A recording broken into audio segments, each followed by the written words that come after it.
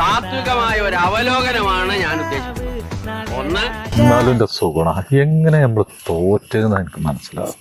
അതന്നെ ഞാനും ആലോചിക്കുന്നത്. എത്ര ബിരിയാണി വാങ്ങിക്കൊടുത്ത് നമുക്ക്, എത്ര ആളുകൾ തിന്നിട്ട് പോയി, ഒരൊറ്റ എടുത്തന്നെ വോട്ട് ചെയ്തിട്ടില്ല. സത്യം പറ സുഗുണ, ഇജ്ജ് ചെയ്തേക്കണ നമ്മളെ സ്ഥാനാർത്ഥി. ആ വർത്താനങ്ങൾ പറയരുത്.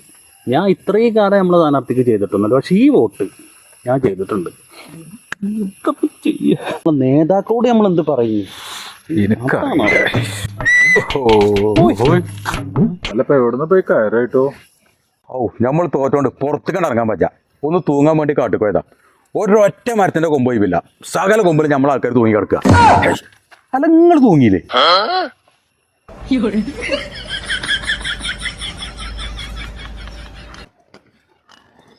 അല്ല അത് പോട്ടെ, ഇനിയിപ്പോ എങ്ങോട്ടാ പോണത്? എന്റെ തൂങ്ങൽ ഏതായാലും മൂജിയില്ലേ? ആ വോട്ടിന്റെ തലേസേ പൊട്ടത്തരം വിളിച്ചറിഞ്ഞ ആ കൊല്ലക്കമ്പല സെക്രട്ടറില്ലേ, അയാളെ ഒന്ന് തൂക്കും. ഓനെ പറഞ്ഞിട്ട് കാര്യമില്ലടാ.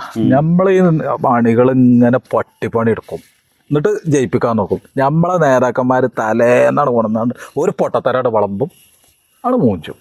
ഇപ്പൊ എന്താ അതുകൊണ്ട് അടപടലം മൂഞ്ചി.